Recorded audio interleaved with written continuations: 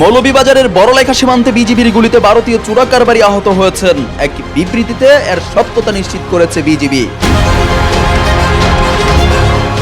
AI camera যেন কাল হয়ে দাঁড়ালো বেনজিরের জন্য, গ্রেফতার হলেন দুবাইয়ে।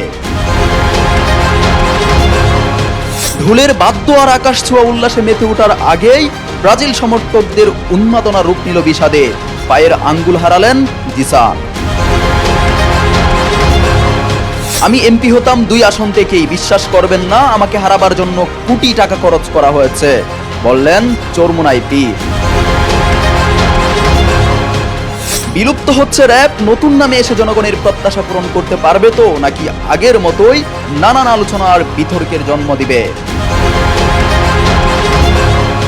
হিল্লা বিয়ে করতে এসে বিপাকে শত শত যুবক, যেখানে ছিল মাদ্রাসার হুজুর, ছাত্র সহ বিভিন্ন ভার্সিটির শত শত সিবি, কেউ আবার 2 বাচ্চার বাপ।